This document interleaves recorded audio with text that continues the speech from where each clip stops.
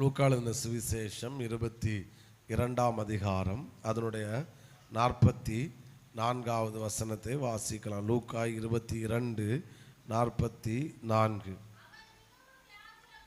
அவர் இயேசு மிகவும் வியாகுலப்பட்டு அதிக ஊக்கத்தோடே ஜெபம் பண்ணினார். அவருடைய வேர்வை இரத்தத்தின் பெருந்துளியாய் தரையிலே விழுந்தது. அவருடைய வேர்வை இரத்தத்தின் ஒரு பெருந்துளியாக தரையிலே விழுந்தது. இங்கே சொல்லப்படுகிறது, அவர் மிகவும் வியாகுலப்பட்டு. இயேசுவின் பாடுகளை இரண்டு விதங்களாக பிரிக்கலாம். ஒன்று சரீர விதமான பாடுகள், இரண்டாவது மனக்காயங்கள், ஆத்தும வியாகுலம். ஒரு வசனத்தை கூட வாசிக்கலாம். இதே சம்பவத்தை மத்தேயு 26 இயேசு இப்படி சொல்லுகிறார். 26ஆம் அதிகாரம் அதனுடைய 38வது வசனம். மத்தேயு 26:38வது வசனம். அப்பொழுது இயேசு, என் சரீரம் அல்ல, என்னுடைய ஆத்துமா மரணத்துக்கு ஏதுவான துக்கம் கொண்டிருக்கிறது. ஓகே, அப்போது இங்கே பார்க்கிறோம், அவர் சொல்லுகிற என்னுடைய ஆத்துமா, சரீரம் அல்ல, என்னுடைய ஆத்துமா மரணத்துக்கு ஏதுவான துக்கம் கொண்டிருக்கிறது. அந்த துக்கத்தினால தான் இங்கே வாசித்தோம், அந்த வேர்வை இரத்தத்தின் பெருந்துளிகளாய் தரையில் என்ன செய்தது? விழுந்தது. அப்போ இயேசுவின் பாடுகள் இரண்டு விதங்களாக பிரிக்க முடிகிறது. ஒன்று சரீர பிரகாரமான பாடுகள், ரெண்டாவது மன வியாகுலம் அல்லது அதை இப்படி சொல்லலாம், மனக்காயங்கள். சிலருடைய சரீரத்திலே, சிலருடைய வாழ்க்கையில சரீர பிரகாரமாக பாடுகள் இருக்கும். ஆத்மாவில் மனதில் ரொம்ப சந்தோஷமாக இருப்பாங்க. சிலருடைய கஷ்டங்கள், பாடுகள் ஆத்மாவிலே ரொம்ப காயம், வலி, வேதனை அது இருக்கும். ஆனால் சரீரம் ஆரோக்கியமாக இருக்கும். இப்போ உள்ள மக்கள்லாம் அதிகமாக அனுபவிப்பது என்பது மனக்காயம், ஆத்ம வியாகுலம். ஸ்தோத்திரம். அது என்பது ரொம்ப கொடுமையானது, ரொம்ப வலி. ஸ்தோத்திரம். அப்போ இயேசு ரெண்டு விதமான பாடுகளையும் சகித்தார். சரீர பிரகாரமான பாடுகளையும் சகித்தார், ஆத்மா பிரகாரமான பாடுகளை என்ன செய்தார்? சகித்தார். அதுலேயும் ஒரு ரொம்ப விசேஷம் என்னன்னா, சிலதெல்லாம் தற்செயலாக நடக்கும். ஆனால் இயேசுடைய வாழ்க்கையில் நடந்தது எல்லாம் முன்னாடியே நடக்கும் என்பது அவர் முன்கூட்டியே அறிந்து வைத்து அப்படி அவர் அறிந்தார். இதெல்லாம் நடக்கும். அப்படி அந்த ஒரு வேர்வை தான், அந்த பாடுதான் இங்கே வேர்வையின் இரத்தத்தின் பெருந்துளிகளாய் தரையில் விழுந்தது. ஆமென். அடுத்து அவர் ஜெபிக்கும்போது சொல்லுகிறார், இந்த பாத்திரம் என்னை விட்டு நீங்க கூடுமானால் நீங்கும்படி செய்யும், ஆயினும் என்னுடைய சித்தத்தின்படி அல்ல, உம்முடைய சித்தத்தின்படியே ஆக கடவது. சத்தமா ஒரு அல்லேலூயா சொல்லுங்க பார்க்கலாம். சத்தத்தை உயர்த்தி ஹல்லேலூயா. ஆமென். அப்போ இயேசுவின் பாடுகள், அப்போ சரீர பிரகாரமாக இயேசு பாடுகளை சகித்தார், ஆத்மாவிலும் இயேசு காயங்களை சகித்தார். ரெண்டு விதமாகவும் பாடுகளை சகித்து இயேசு இந்த உலக ஓட்டத்தை முடித்தார். எனவே நான் இந்த ரெண்டு விதமான பாடுகளை குறித்தும் எவ்வளோ நேரம் இருக்கிறோ அதை சொல்லுகிறேன். இதை என்ன நோக்கத்தோடு சொல்லுகிறோம் என்றால், இயேசுவுக்கு இந்த பாடுகள் சகித்தார், அவருக்கு இது ஏற்பட்டதென்றால் நமக்கும் இந்த பாடுகள் வருவதற்கு வாய்ப்பு என்ன செய்கிறது? இருக்கிறது. ஒன்று. ரெண்டாவது, நாம் தியானிக்கிற நோக்கம், அவர் இந்த பாடுகளை சகிப்பதற்கு காரணம் சிலவற்றை நான் அந்த கஷ்டங்களை சகிக்க கூடாது என்பதற்காக இயேசு இந்த கஷ்டங்களை சகித்தார். ஒரு அல்லேலூயா சொல்லுங்க பார்க்கலாம். இன்னும் சத்தத்தை உயர்த்தி ஹல்லேலூயா. லூக்கா 22ஆம் அதிகாரம். இன்னைக்கு நிறைய வசனங்களை வாசிக்க வேண்டியது இருக்கும். அதனால் நீங்கள் சீக்கிரமே வாசித்து உதவி செய்யுங்கன்னு விசுவாசிக்கிறேன். லூக்கா 23:31 வசனத்தை வாசியுங்கள்.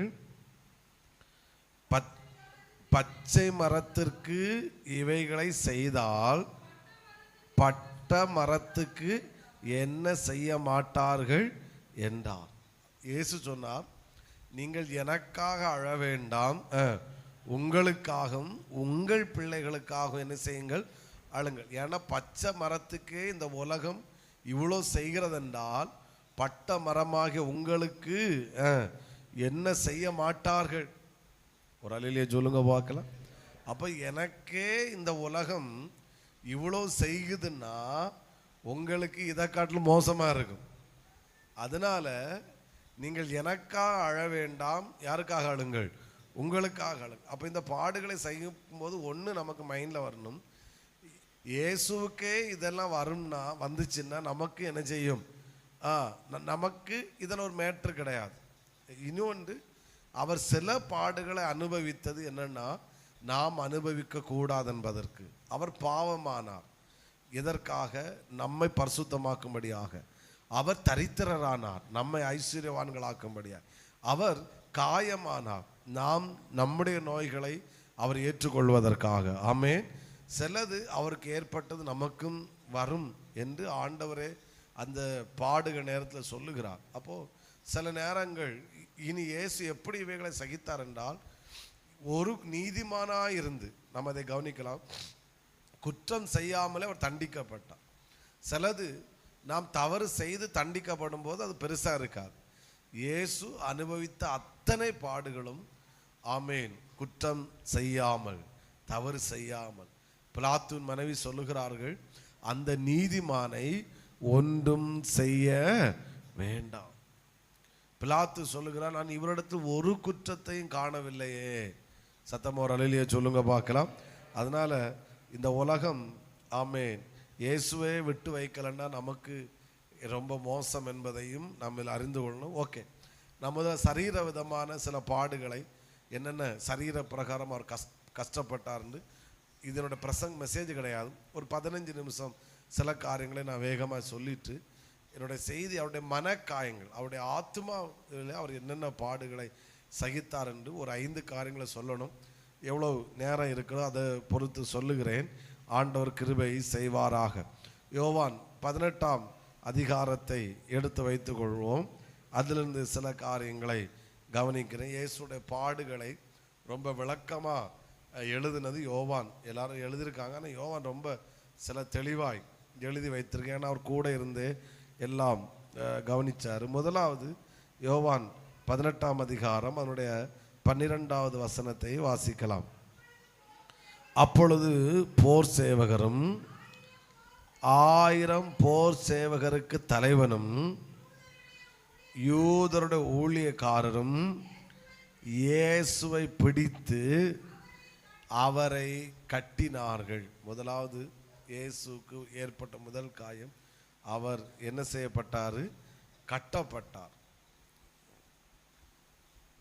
இப்படி சொல்றேன், அநேகருடைய கட்டுகளை அவிழ்த்தவருடைய கரங்களை மனிதர்கள் கட்டினார்கள். ஆமென் சொல்லுங்க பார்க்கலாம். சத்தத்தை உயர்த்தி ஹல்லேலூயா. அப்போ இதெல்லாம் இது நடக்குமா அப்படின்னு கேட்டால் இயேசு ஒப்பு கொடுத்தார். முதலாவது இயேசுவை பிடிக்க வருகிறார்கள். 5வது வசனத்திலே இயேசுவை கேட்கிற அவர்கள் இயேசுவை தேடுகிறோம் என்றார்கள். அவர் நான் தான் என்று சொல்லுகிறார். 6ஆம் வசனம், சொன்ன உடனே பிடிக்க வந்தவர்களெல்லாம் எங்கே போய் விழுந்தார்கள்?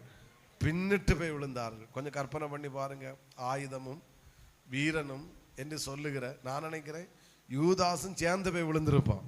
மலா அடிக்காட்டு கிருபை என்னன்னா, மலை அது ஒரு தோட்டம், கெத்செமனே தோட்டம். ஒருத்தருக்கு எந்த அடியும் படலை, பட்டாலும் இயேசு சுகமாக்க வல்லமையுள்ளவராக இருக்கிறார். அதில் எந்த சந்தேகமும் இல்லை. அப்போது இதை வாசித்த போது ஏன் சிந்தனை வந்தது அப்படிதான். ஆமேன். பிசாசினால் கட்டப்பட்டவர்கள், வியாதினால் கட்டப்பட்டவர்கள், தரித்திரத்தினால் கட்டப்பட்டவர்கள், மரணத்தினால் கட்டப்பட்டவர்கள், எத்தனையோ கட்டுகளை அவிழ்த்த கரம் இப்பொழுது போர் சேவகர்களால், மனிதர்களால் இப்போ என்ன செய்கிறது? கட்டப்படுகிறது. கொஞ்சம் கற்பனை பண்ணி பாருங்க. 2 கையையும் இயேசு நீட்டி கொடுக்கிறாரு. அவர்கள் விலங்கினால் கட்டினார்களா, எப்படி கட்டினாங்கன்னு தெரியல. அவரை மனிதர்கள், யூதர்கள், போர் சேவர்கள் சேர்ந்து அவரை என்ன செய்தார்கள்? கட்டினார். இப்பொழுது அந்த அவருடைய ஆலோசனை சங்கத்துக்கு இயேசு 2 கைகளும் கட்டப்பட்டவராய் இயேசுவை நடத்தி அவர்கள் கொண்டு போகிறார்கள். ஹல்லேலூயா. ஓகே, 2வது அப்படி இப்போ அவரை விசாரிக்கிறாங்க. வசனத்தை வாசித்துருவோம். 18ஆம் அதிகாரம் அதனுடைய 22வது வசனம்.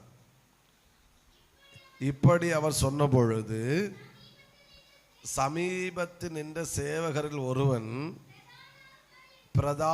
பிரதான ஆசாரியனுக்கு இப்படியா உத்தரவு சொல்லுகிறது என்று இயேசுவை கன்னத்தில் ஒரு அறை என்ன செய்தான்? அறைந்தான். முதலாவது அவருடைய கைகள் என்ன செய்யப்பட்டிருக்கிறது? சொல்லுங்க, கட்டப்பட்டிருக்கு. காலையும் கட்டுனாங்களான்னு தெரியல, கட்டியிருக்கலாம், தெரியல. ஆனால் இப்போ முதலாவது இப்போ என்ன சொல்ல, கட்டப்பட்ட சரீரத்தில் இப்போ 2வது அவர்கள் அடிக்க ஆரம்பிக்கிறார். ஒரு கேள்வி கேட்குறான். இயேசு கொடுத்த பதில் வித்தியாசமாக இருந்துச்சு. உடனே அவன் கேட்குறான், அம்மை பிரதான ஆசிரியனுக்கு இவர்களுக்கு நீ இப்படியா பதில் சொல்லுவது எப்படின்னு சொன்ன உடனே சேவகர்கள் ஒருவன் ஆமை இயேசுடைய கன்னத்தில் என்ன செய்தான்? அறைந்தான். இது இயேசுவை கோபப்படுத்தினது. அப்படி அவர் எதிர்பார்க்கல முதல்ல. உடனே அவனுக்கு பதில் கொடுக்கிறாரு. 23வது வசனம். நான் தகாத விதமாய் பேசினதுண்டானால் தகாததை ஒப்புவி. நான் தகுதியாய் பேசினேன் ஆகில் என்னை ஏன் என்ன செய்கிறாய்? அடிக்கிறாய். ஆமே.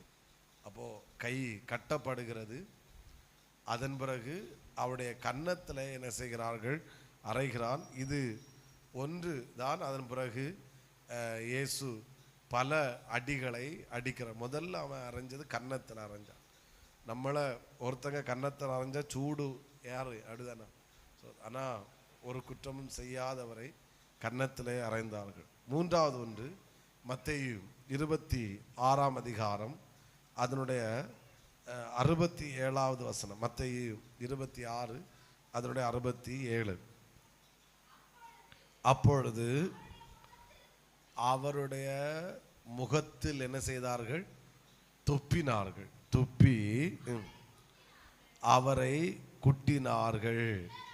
சிலர் அவரை கன்னத்தில் என்ன செய்தார்கள்? அறைந்தார். அப்போ கட்டப்படுது, கன்னத்தில் அறையப்படுகிறது. அது நம்ம 2வது பாயிண்ட்ல சொன்னோம். அவன் ஆரம்பித்து வைத்தான். அதனால நம்ம அந்த வசனத்தை எடுத்தோம். இப்போ சிலர் கன்னத்தில் அரைஞ்சாங்கன்னா வர்றவனும் போகிறவனும் என்ன செய்கிறான்? அவரை கன்னத்தில் அரைகிறான். கன்னத்தில் அரைகிறான். 3வது ஒன்று அவருக்கு முகத்தில் என்ன செய்கிறார்கள்? துப்பி அவருக்கு மண்டையை கொட்டுகிறாங்க. அதாவது ஒரு ஒரு கோமாளிய மாதிரி இயேசுவை அந்த இடத்துல வச்சு நடத்துகிறாங்க. சோத்திரம். அடி அவங்களெல்லாம் எவ்வளோ தைரியம் வந்துச்சுன்னு தெரியலை. அவங்களுக்கே தெரியுது. மத்தேயுல வாசித்தா தெரியும், பிலாத்துக்கு தெரியும், மற்றவர்களுக்கும் தெரியும். நம்ம இவர் மேல் வீண் பழி தான் சுமத்துகிறோம். இவர் ஒரு குற்றமும் செய்யவில்லை என்பது அவளுக்கு நன்றாக தெரியும். தெரிந்த பிறகும் என்ன செய்தாங்க? அவருடைய இது அவ்வளோ இயேசு மேலே அவ்வளோ கோபம். அப்போ முகத்தில் துப்பி அவருடைய கன்னத்தில் என்ன செய்தார்கள்? அறைந்தார். நான் நினைக்கிறேன் துப்பியாச்சு. இப்போ இயேசுவால் தொடக்கவும் முடியாது. ஏன்னா கைகள் என்ன எப்படி இருக்கிறது? கட்டப்பட்டு இருக்கிறது. அப்போது இவ்வளோ கஷ்டங்களையும் பாடுகளையும் இயேசு நமக்காக சகித்தார். தலையில் என்ன செய்தார்கள்? குட்டினார்கள். அவர் ஏதாவது ஒரு வேடு சொன்னாலும் ரொம்ப டேஞ்சராக முடியும். ஆனால் நம்முடைய மணவாளனாக இயேசு நான் பாடினது போல அடிக்கப்படுகிற ஆட்டுக்குட்டியானவர் எல்லாவற்றையும் அப்படியே சகித்தார். ஹல்லேலூயா. யோவான் 19ஆம் அதிகாரம். அடுத்து இன்ட்ரோடக்ஷன் தான். நம்ம மெசேஜுக்குள்ள இனி தான் வருவோம். ஆனால் சின்ன ஒரு நம்ம இயேசு எனக்காக இந்த சரீரத்தில் இந்த விதமான காயங்களை சகித்தார் என்பது நமக்கு தெரியணும். 19ஆம் அதிகாரம் 1வது வசனம். அப்பொழுது பிலாத்து இயேசுவை பிடித்து வாரினால் அவர் என்ன செய்தான்? அடித்தான். இவன் அடித்தான் அப்படின்றத காட்டிலும் இவன் தொடங்கி வச்சான் அடிய வாரினால். அப்போ கை கட்டப்பட்டு இருக்கிறது, கன்னத்திலே துப்பி இருக்கிறார்கள், முகத்திலே கன்னத்தை அறைகிறார்கள், தலையை கொட்டினார்கள். அதோடு நிப்பாட்டம். அதுக்கு அடுத்து என்ன செய்கிறார்கள்? வாரினால் இவன் அடித்தான். அதன் பிறகு அது தொடக்கம் 1 குறைய 39, 40க்கு 1 குறை 39 முறை இயேசு சிலுவை சுமந்து கொண்டு கொல்கொதா மலைக்கு போகிற வரையிலும் இயேசுவை சாட்டையால் அடித்தார்கள். வாக்கு தத்தத்தை நிறைவேறுதல். அவருடைய சரீரம், அழகான சரீரம் உளப்பட்ட நிலம் போல என்ன செய்தது? மாறினது. புரிஞ்சவங்க ஒரு அல்லேலூயா சொல்லுங்க பார்க்கலாம். சத்தத்தை உயர்த்தி ஹல்லேலூயா. அதாவது இதில் ஒரு காரியத்தை சொல்ல விரும்புகிறேன். அவருடைய சரீரத்திலே காயப்படாத அல்லது தழும்புகள் இல்லாத இடமே இல்லை என்று சொல்லுகிற அளவிலே அந்த அளவுக்கு காயங்கள் இயேசுடைய சரீரத்திலே உண்டாயிற்று. பிலாத்து வாரினால் இயேசு என்ன செய்தான்? அடித்தான். ரொம்ப கஷ்டமான ஒரு காரியம். அவர் அப்படியே சகித்து அந்த வலியை அப்படியே ஏற்றுக்கொண்டார். ஆமென். பிலாத்துக்கே தெரியும். மத்தேயு 26 அதிகாரத்தை வாசித்தா தெரியும். பிள்ளைகளை கவனிக்காதீங்க, என்னை கவனிங்க. 26 அதிகாரத்தை வாசித்தா தெரியும். பிலாத்துக்கு தெரிகிறது இவர்கள் பொறாமையினால தான் இதை செய்கிறாங்கன்னு. அடுத்து கவனிச்சா தெரியும், பிலாத்து ஜனங்களை சந்தோஷப்படுத்தவர். இவன் அறைந்த போது, இயேசு அறைந்தால் ஜனங்கள் தன்னை பெரிதாக நினைப்பார்கள், நான் ஜனங்களை பிரியப்படுத்துவேன் என்கிற மனதோடு இவ்வளோ காரியத்தை செய்கிறான். வாரினால் இயேசுவை அடித்தான் என்பதை காட்டிலும் அடித்து ஆரம்பித்து வைத்தான். மீதிய சேவகர்கள் இயேசு என்ன செய்தார்கள்? அடித்தார்கள், கொல்கதா வரைக்கும் போகிற வரையிலும். சத்தமாக ஒரு ஆமேன்னு சொல்லுங்க பார்க்கலாம். இந்த சத்தம் போதாது, இன்னும் சத்தத்தை உயர்த்தி யோவான் 19 அதிகாரம் 2ஆம் வசனம் அடுத்து ஒன்று செய்கிறாங்க. போர் சேவகர் முள்ளுகளினால் ஒரு முடியை பின்னி அவர் சிரசின் மேல் என்ன செய்தார்கள்? வைத்தார். அப்போ கை கட்டப்பட்டாயிற்று, கையங்காலும் கட்டப்பட்டாயிற்று, முகத்தில் அடிக்கிறாங்க, முழு சரீரமும் அடிக்கப்படுற அளவில் வாரினால் அடிக்கிறாங்க, கன்னத்தில் அறைகிறாங்க, முகத்தில் துப்புறாங்க. சோத்திரம். ஆனால் நம்ம எல்லாம் சின்ன கஷ்டம் வந்த உடனே இயேசுகிட்ட கேட்போம் எல்லாம், இயேசுவே இந்த நான் இவ்வளோ கஷ்டப்படுறேன், உமக்கெல்லாம் கண்ணு காது என்ன செய்யுதா இருக்குதா அப்படின்னு. நான் இதை பேச வேண்டான்னு தான் நினச்சேன். ஏன்னா என்னோடய மெசேஜ் மனக்காயங்கள் தான் என்னோடய மெசேஜ். ஆனால் இதை ஒரு 10 நிமிஷத்தில் இதை சும்மா ஒரு பட்டியல் மாதிரி சொல்லுவோம். அப்போது நமக்கு இயேசுவும் சரீரத்தில் இவ்வளோ நமக்காக பட்டாருங்கிற ஒரு உணர்வும் ஒரு அறிவும் நமக்கு என்ன செய்யட்டும்? வரட்டும். ஒரு ஆமேன்னு சொல்லுங்க பார்க்கலாம். அப்போ நமக்கு தெரியணும், அப்போ இவ்வளோ அடியும் இவ்வளோ காயங்களும் இயேசு எனக்காக பட்டார். ஆமே. இப்போ தலையில் இவர் தன்னை ராஜா என்று சொன்னார் என்பதற்காக பரியாசத்துக்கு ஒரு அடையாளமாய் இவனுக்கு அப்போ ராஜாவுக்கு என்ன இருக்கணும்? கிரீடம் இருக்கணும். அப்படின்னா உமக்கு நீர் ராஜா தானே, உங்களுக்கு ஒரு கிரீடம் தருகிறோம் அப்படின்னு சொல்லி முள்ள என்ன செய்கிறாங்க? கிரீடமாக செய்கிறாங்க. அந்த ஒரு முள் எத்தனையோ அங்குலம் உண்டு அப்படின்னு சொல்லுவாங்க. ஸ்தோத்திரம். அதை இயேசுக்கு தலையில் வச்சு அதையும் வச்சு அரைவாங்க. அந்த முள்ளெல்லாம் இயேசுக்கு தலையில் போகணும், உள்ளே போகணும் அப்படின்னு சிலர் சரித்திர ஆசிரியர்கள் சொல்லுகிறார்கள். அவருடைய முள் அது உள்ளே போய் அந்த மூளையெல்லாம் வெளியே வந்துச்சு அப்படின்னு சில சரித்திர ஆசிரியர்கள் சொல்லுகிறார். ஏன்னா ஒவ்வொரு முள்ளும் எத்தனையோ 4 அங்குலமா 5 அங்குலம் நினைக்கிறேன், எனக்கு கரெக்டாக தெரியலை, அவ்வளோ பெருசாக இருக்கும். அப்போது கிரீடம் மாதிரி தலையில் சுற்றி இயேசுக்கு தலையில் வச்சு இருத்து உள்ளே போகாட்டா அதை அடித்து உள்ளே ஏற்றுறாங்க. அப்போது தலை முழுவதும் தலையிலேருந்து ஃபுல்லாக இயேசுடைய ரத்தம் வெளியே வந்து அவருடைய முகமே பார்க்க முடியாத அளவில், அலங்கோலமாக இருக்கிற அளவில் அவருடைய சரீரத்தை முள்ளினாலே தலையிலே கிரீடம் சூட்டி அவருக்கு தலையிலே வைத்தார்கள். ஒரு அலையிலேயே சொல்லுங்க பார்க்கலாம்.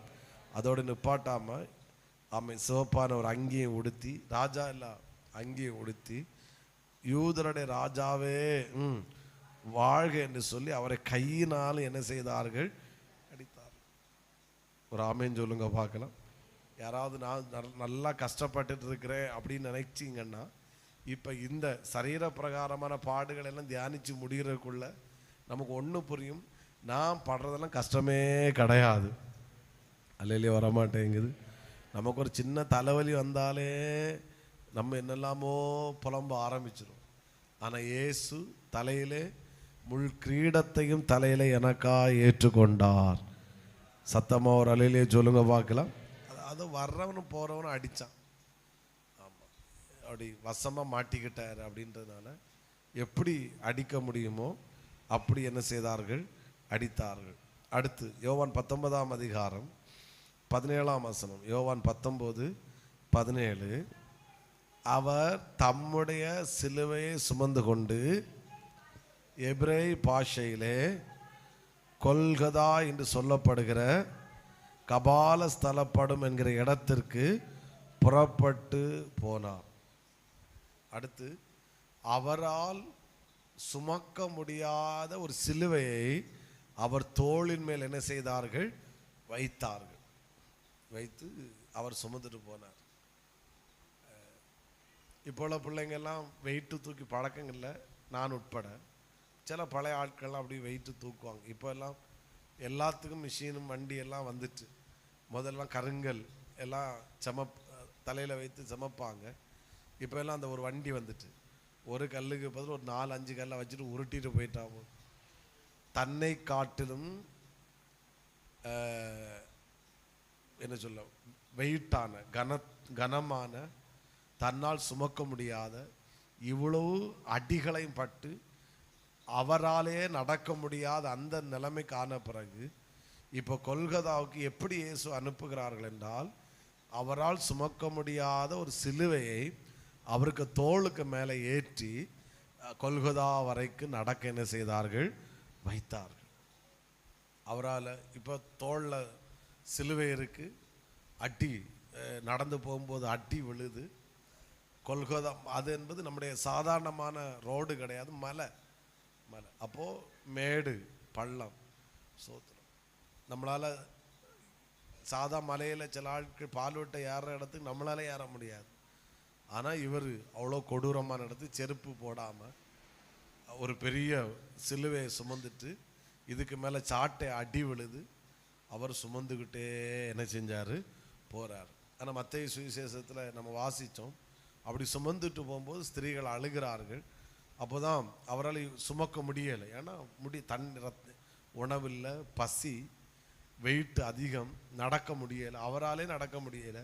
இதுக்கு மேலே ஒரு சிலுவை தோளை வச்சுட்டு நடக்கணும், முடியாத ஒரு காரியம். அப்படி இருக்கும்போது தான் சிரேனே ஊரானாகிய சீமியோன் என்கிறவன் சொல்லுகிறான், நீங்கள் இனி சுமக்காண்ட, நான் அந்த சிலுவை என்ன செய்கிறேன்? சுமக்கிறேன் அப்படின்னு அவன் அந்த மனிதர் கொல்கதா வரைக்கும் அப்படி சுமந்து கொண்டு போகிறாரு. அப்படி அந்த சிலுவை தோளந்து இறங்கின பிறகுதான் ஸ்திரீகள் போய் அழுதுட்டு போகிறாங்க, இயேசுவே அப்படின்னு. அப்போ தான் ஆண்டவர் சொல்கிறார், நீங்கள் எனக்காக அழ வேண்டாம், உங்களுக்காக உங்கள் பிள்ளைகளுக்கு.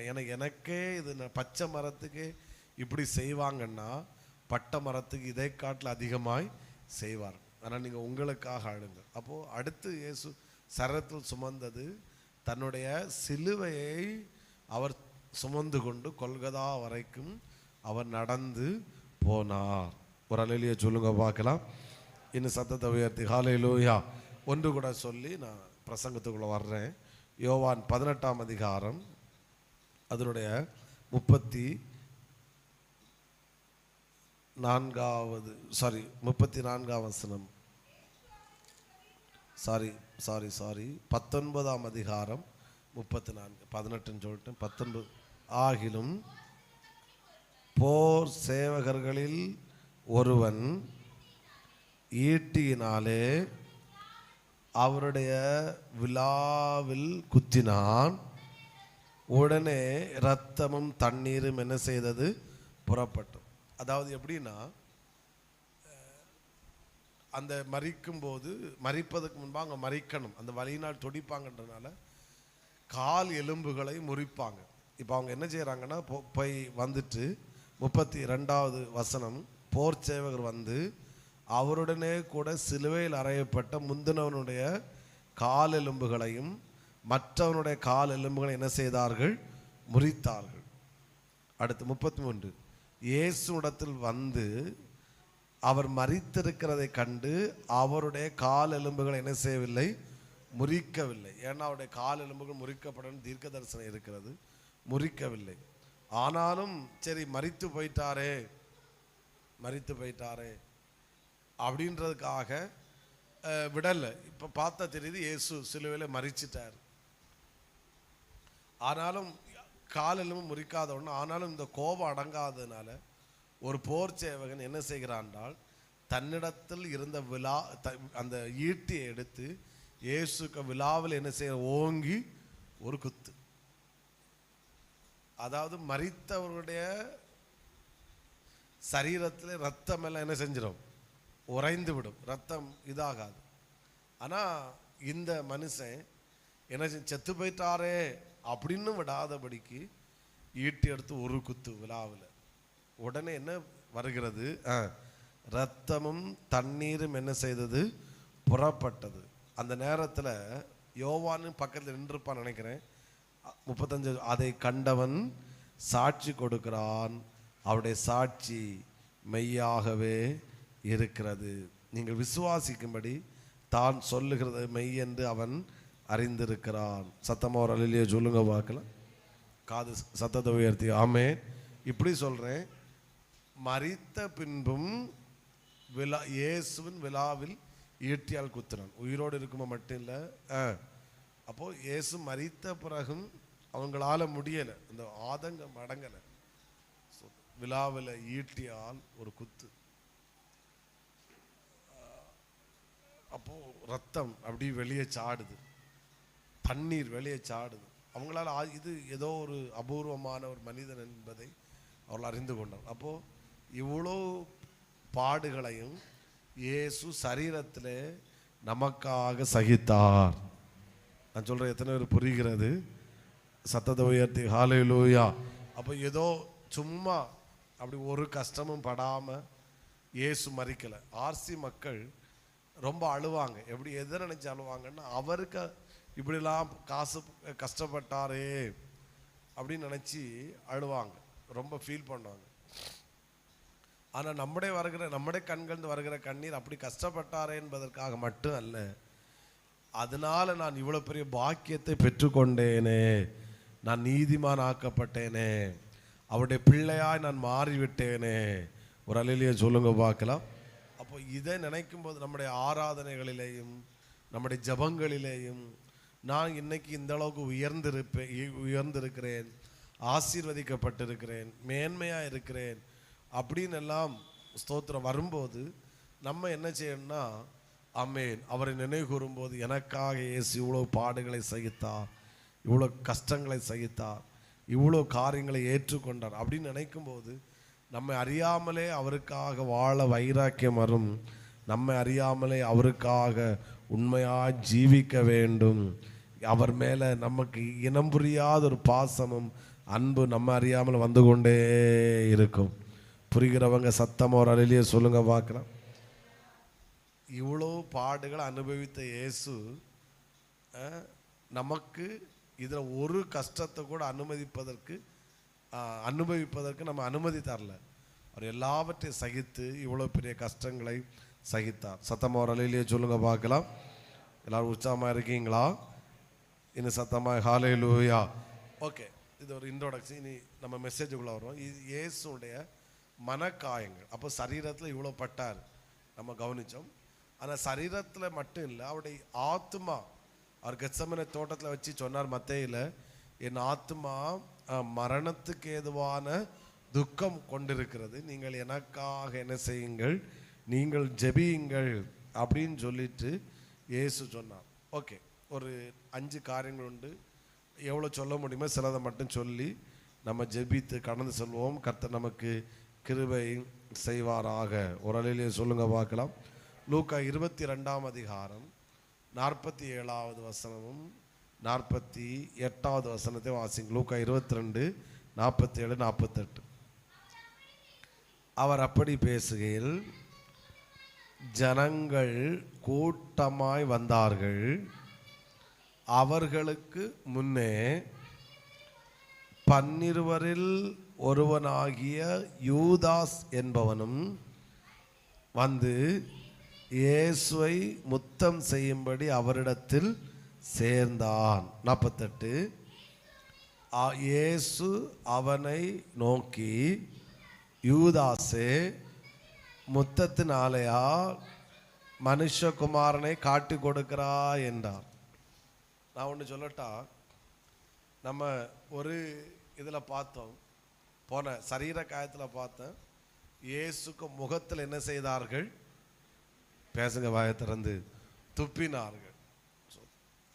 துப்பி கன்னத்தில் அரைஞ்சி தலையில் கொட்டினார்கள். அதை காட்டிலும் அந்த துப்பலை காட்டிலும் கொடூரமானது, வலி உள்ளதாக்கும், தன்னோடு கூட இருந்த ஒருத்தன் இன்னொரு இடத்துல போய் சேர்ந்துட்டு அவங்க கூட சேர்ந்து வந்து இவங்க எல்லாருக்கும் பார்க்குற அளவில் இவருக்கு முகத்தில் என்ன செய்தான்?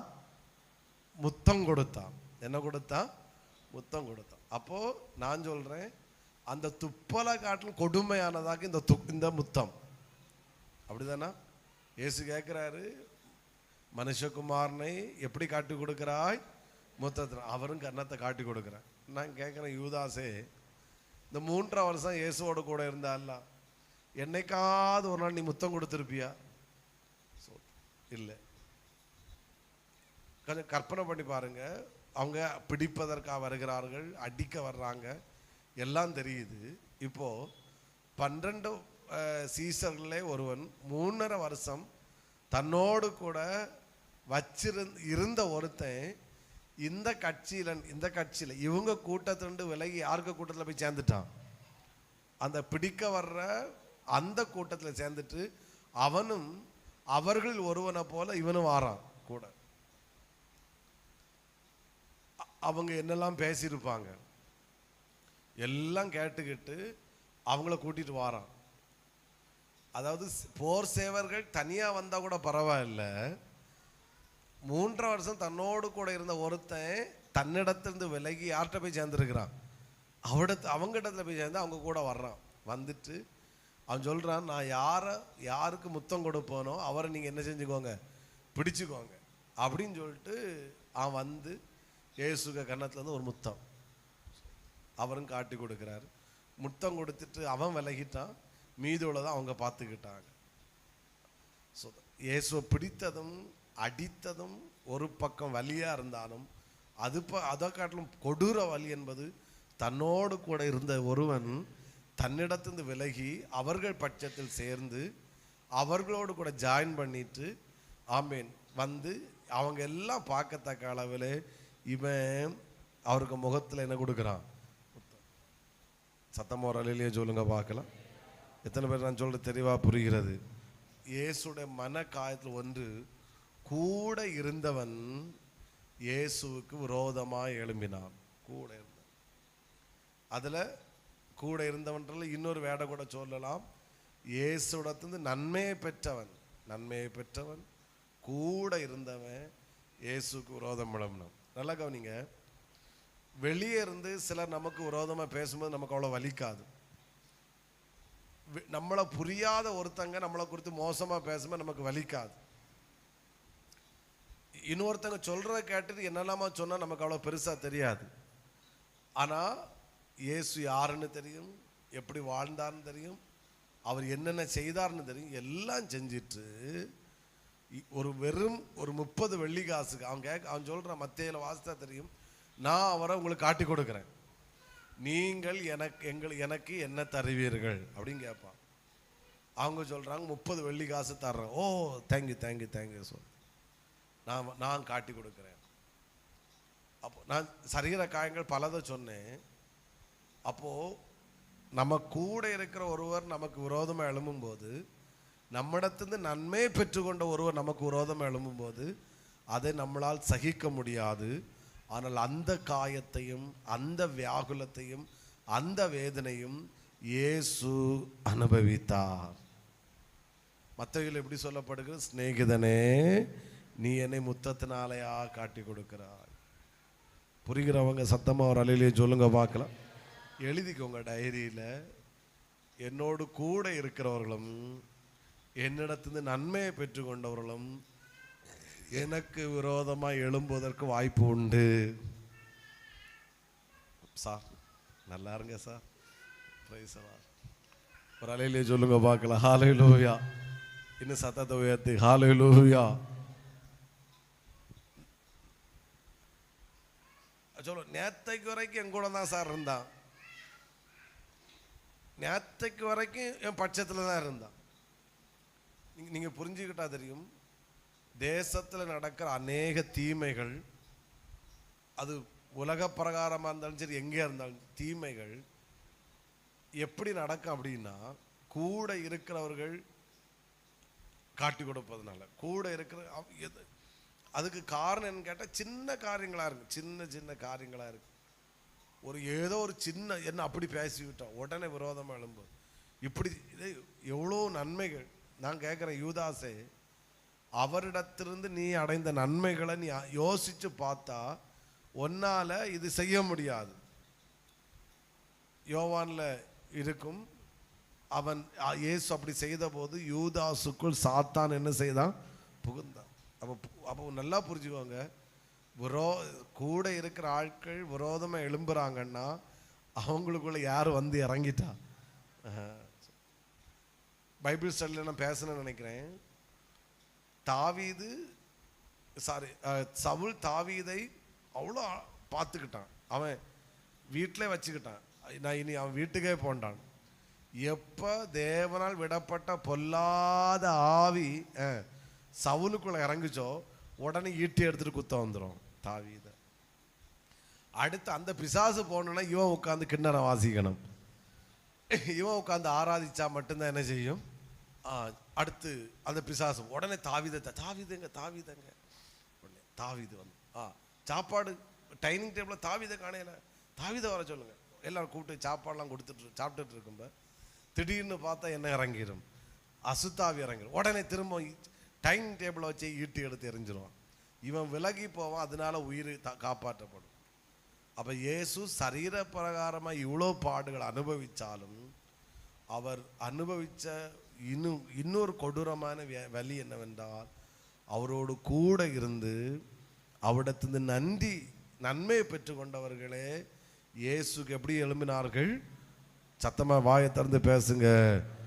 விரோதமாக எழும்பினார்கள். ஆனால் அவங்க முடிவு, யூதாசுக்கு முடிவு எப்படி நமக்கு தெரியும். அதனால் இந்த உலகம் நாம் நம்புகிறது மாதிரி இருக்காது, நாம் எதிர்பார்க்குற மாதிரி இருக்காது. ஒரே வார்த்தையில் சொல்லணும்னா, இயேசுவை தவிர வேறு யாரையும் நம்ப வேண்டாம். நான் நம்ப வேண்டிய ஒரே ஒரு ஆண்டவராகிய இயேசு மட்டுமே. புரிகிறவங்க சத்தமாக அல்லேலூயா சொல்லுங்க பார்க்கலாம். காது கேட்கல, இன்னும் சத்தத்தை உயர்த்தி ஹல்லேலூயா. நம்ம நம்ப வேண்டாம். இவங்க என்னை கைவிடவே மாட்டேன், இவங்க நோ நோ நோ நோ. இந்த எல்லாரையும் நேசிப்போம், ஆனால் இயேசுவை மட்டும் நம்புவோம். பக்கத்துல கை கொடுத்து சொல்லுங்க பார்க்கலாம். எல்லாரையும் சத்தமா எல்லாரையும் நேசிப்போம், இயேசுவை மட்டும் நம்புவோம். ஆமே. புரிகிறவங்க ஒரு சத்தமா ஆமே. இயேசுக்கு தெரியும் இவன் காட்டி கொடுக்க போறான் எல்லாம். ஆனால் அந்த இடம் ரொம்ப வலி, ரொம்ப மோசமான. இவன் கூட இதுவரைக்கும் எங்கே போனாலும் இயேசுவோடு கூட இருந்தவன் இப்போ கெத்சமனே தோட்டத்தில் வரும்போது இவனை காணையில் இவன் அந்த கூட்டத்தில் போய் நிற்கிறான். அங்கிட்டு அவனும் கேன்னு சிரிச்சிட்டு வாரான். அவங்க கூட வர்றான். ஏதோ ஒரு கைதியை பிடிக்கும் வந்து கன்னத்தில் ஒரு மும்மா, நான் வச்சுக்கிடுங்க. துப்புதலாக காட்டிலும் மோசமாக. துப்பிட்டு போனால் கூட தொடச்சிட்டு போயிடலாம். இந்த கூட இருந்துட்டு கொடுக்குற கிஸ் பண்ணுறது அது பெரிய மோசமான. இயேசு அதையும் சகித்தார். சத்தமாக ஒரு அலையிலேயே சொல்லுங்க பார்க்கலாம். ரெண்டாவது நான் பாயிண்ட்டை சொல்கிறேன், அடுத்து சொல்கிறேன். வார்த்தையினால் இயேசுவை காயப்படுத்தினார்கள். ஒன்று, முதல்ல சொன்ன கூட இருந்தவர்களும் நன்மையை பெற்றவர்களும் இயேசுக்கு விரோதமாக என்ன செய்தார்கள்? எழும்பினார்கள். ரெண்டாவது ஒரு வலி என்ன? வார்த்தை. வார்த்தை சரீர வலியே எவ்வளோ மோசம் அப்படின்னு நம்ம பார்த்தோம். அடுத்து ரெண்டாவது ஒரு இது, இயேசுவை எதனால காயப்படுத்தினார்கள்? சத்தமாக சொல்லுங்க. வார்த்தையினால. திருவள்ளுவர் சொன்னார்ல, தீயினால் சுட்டப்புண் உள்ளாரும் ஆறாது. நாவினால். அந்த வார்த்தை என்பது மறக்கவே மறக்காது. சிலர் பேசுகிற வார்த்தை என்பது ரொம்ப மோசமானதா. அது பயங்கர மோசம். யாக்கோபு நிருபத்திலே சொல்லப்பட்டிருக்கு, நாவு நெருப்பு அப்படின்னு இருக்கு. அது சிறிய அவயமா இருந்தாலும் பெரிய காட்டையே கொளுத்தி விடும். வார்த்தைக்கு வல்லமை இருக்கிறது. சரி, அது நம்மளோட பாயிண்ட் இல்லை. ஆனால் முதல்ல அப்போ வார்த்தையினால் இயேசுவை காயப்படுத்து. என்னென்ன வார்த்தைகள் இயேசுக்கு எதிராக வந்துச்சு? ஆமென். சில வார்த்தைகளை சொல்கிறேன். இது நம்ம ஒரு ஸ்டடி மாதிரி போகிறதுனால இது அந்த பாடுகள், அதனால நம்ம அதை வசனத்தையும் நம்ம வாசித்து போகும்போது ரொம்ப நல்லா இருக்கும்.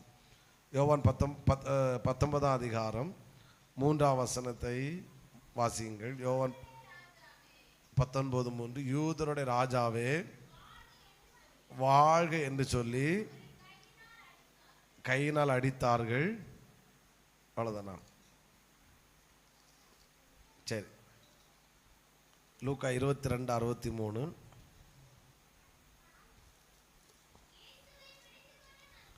இயேசுவை பிடித்து கொண்ட மனுஷர் அவரை பரியாசம் பண்ணி அடித்து அவரை என்ன செய்தார்கள்?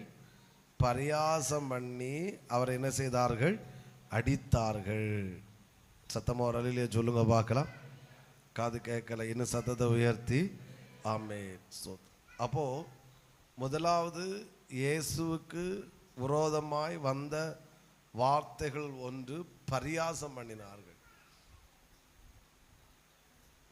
நீ ராஜாவா, நீ உன்னை ரட்சித்துக்கோ, அப்படி செஞ்சவன் தானே, இப்படி செஞ்சவன் தானே, இப்போ இப்படியா நடக்குது. அப்போ பரியாசம் பண்ணினார்கள். புரிஞ்சுக்கோங்க, இயேசுவையே பரியாசம் பண்ணினார்கள் என்றால் நம்ம விட்டு வைக்க மாட்டாங்க. புரிஞ்சவங்க ஒரு அலையிலேயே சொல்லுங்க பார்க்கலாம். பாஸ்டர் அவன் என்ன பரியாசம் பண்ணிட்டான்? நான் சொல்றேன், இயேசுவையே என்ன செஞ்சாங்க? பின்ன உங்களை விட்டு வைப்பாங்களா? பரியாசம் பண்ணு இந்த உலகம். முதல்ல இயேசுவை புகழ்ந்தார்கள், மகிமைப்படுத்தினார்கள், ஆச்சரியப்பட்டார்கள். அந்த உதடுகள் எல்லாம் இப்ப இயேசுவை என்ன செய்கிறது? சத்தமா சொல்லுங்க, பரியாசம் பண்ணுகிறது. இன்னொரு வேர்டு, இது ரொம்ப கொடூரமான வேர்டாகும். லூக்கா 23ஆம் அதிகாரம் அதனுடைய 65வது வசனம். லூக்கா 23:65. எத்தனாவது வசனம்? சரிதானா? லூக்கா 22. தேங்க்யூ. மற்றும் அநேக தூஷண வார்த்தைகள் அவருக்கு விரோதமாக சொன்னார். என்ன வார்த்தை சொல்லுங்க? சத்தமா சொல்லுங்க. பைபிள் ஸ்டாண்டர்டா எழுதிருக்கு. பைபிள் என்ன செஞ்சிருக்கு? ஸ்டாண்டர்டா எழுதிருக்கு. டீப்பா சொல்ல போனா என்னென்ன கெட்ட வார்த்தை பேசணுமோ எல்லா வார்த்தையும் இயேசுக்கு விரோதமாக பேசினார்கள். அதனாலதான் ஸ்டாண்டர்டா சொல்லி இவர் என்ன வார்த்தை பேசினார்கள் சொல்லுங்க? ஒரு கூட்டம் பரியாசம் பண்ணுது, இன்னொரு கூட்டம் தூஷண வார்த்தை. அப்படின்னா வச்சு கிழிக்கிறானுங்க. என்னென்ன லாங்குவேஜ், இந்த சில தண்ணி அடிச்சுக்கிட்டு சில சகோதரர்கள் இங்கிலீஷ் பேசுவாங்க எல்லாம். இவனு அதை காட்டிலும் மோசமான வார்த்தை, காதுன கேட்க முடியாத வார்த்தை. இயேசு பொய் பேசினது கிடையாது, பரியாசம் பண்ணினது கிடையாது, என்ன சொல்ல தகாத வார்த்தை பேசினது கிடையாது. அவருக்கு வாயிலிருந்து ஜீவனுள்ள வார்த்தைகளை தவிர வேற வார்த்தைகள் வந்ததே கிடையாது. அப்படிப்பட்ட இயேசுவுக்கு எதிராக மனிதர்கள் என்ன வார்த்தைகளை பேசுகிறார்கள்? சத்தமா சத்தமா கெட்ட வார்த்தை வச்சு கிழிக்கிறானுங்க. ஓப்பா, எல்லாம் இயேசுக காதில் போகுது. கை கட்டப்பட்டிருக்கு, காலு கட்டப்பட்டிருக்கு, அரைகிறானுங்க, அடிக்கிறானுங்க, என்னெல்லாமோ செய்கிறாங்க. அது சரீரம் ஒரு பக்கம், இன்னொரு பக்கம் கெட்ட வார்த்தை, பரியாசம். பிரைஸ் தி லார்ட், ஹல்லேலூயா. நம்ம விஏபி இருக்காரே பேதுரு, அவர் சாபம் போடுறார். அது நம்ம அங்கே வர்றோம்னா அடுத்து வர்றேன்.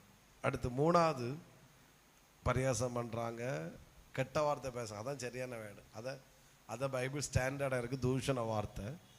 அடுத்து லூக்கா 23 அதிகாரம், ஆமேன், ஸ்தோத்திரம்,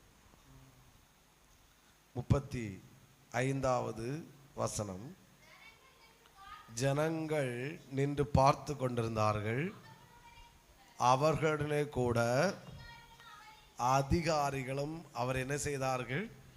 இகழ்ந்தார்கள். இந்த வேடு 39வது வசனத்திலையும் அந்த வார்த்தை வரும்.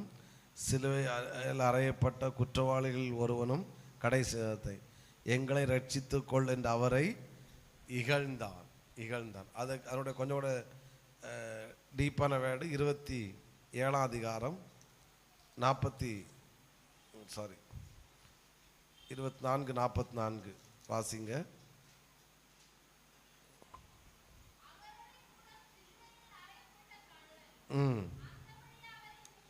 அவரை என்ன செய்தான்?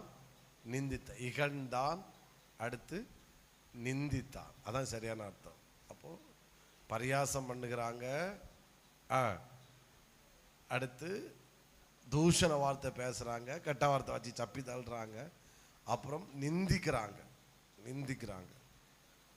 இந்த வார்த்தைகள் எல்லாம் இயேசுடைய காதுகளில் என்ன செய்கிறது? கேட்கிறது. புரிகிறவங்க ஒரு அல்லேலூயா சொல்லுங்க பார்க்கலாம். இன்னும் சத்தத்தை உயர்த்தி. நமக்கு இன்னொருத்தங்க இப்படி பேசிட்டாங்களே அப்படின்னு சொல்லி மூணாவது ஒரு ஆளுக்கு காது வழியாக நம்ம காது வந்தாலே நம்மளால் தாங்க முடியலை. ஆனால் நம்ம நல்லா தான் இருக்கிறோம், நம்ம சரீரத்தில் எந்த காயமும் இல்லை. ஆனால் சரீரத்தில் இவ்வளோ காயங்களை இயேசு பட்டது மட்டும் இல்லை. புரிகிறவங்க ஆமேன்னு சொல்லுங்க பார்க்கலாம். வேர்டு, வார்த்தை, பரியாசம், கெட்ட வார்த்தை, அடுத்து நிந்தை. அடுத்து யோவான் 19ஆம் அதிகாரம், ஆமே, லூக்காவை நம்ம வச்சுட்டுருங்களா, லூக்காவில் இருக்கு 23ஆம் அதிகாரம், லூக்கா, ஆமே, 23ஆம் அதிகாரம் 23வது வசனம். அப்படி இருந்தும் அவரை சிலுவையில் அறைய வேண்டும் என்று உரத்த சத்தத்தோட கேட்டுக்கொண்டே இருந்தார்கள். யோவான்ல அந்த வார்த்தை இருக்கு, நோட் பண்றவங்களுக்காக சொல்றேன். ஆமே, 19ஆம் அதிகாரம் 6ஆம் வசனம். அப்போது வேண்டாம். அப்போ ஒரு பெருங்கூட்டம், இன்னொரு சத்தம் அவரை காதில் கேட்குது, இவனை சிலுவையில் என்ன செய்யும்? அறையும். அப்படின்னா அர்த்தம் என்னன்னா, இவனை கொன்னு போடுங்க, இவனை கொல்லுங்க. அப்போ நான் பேசுற வேர்டு உங்களுக்கு புரியும் நினைக்கிறேன். ஆமே, சத்தமா சொல்லுங்க ஹல்லேலூயா. எப்படி சொல்றாங்கன்னா, நம்ம லாங்குவேஜ் பண்ண, நீ சாவு.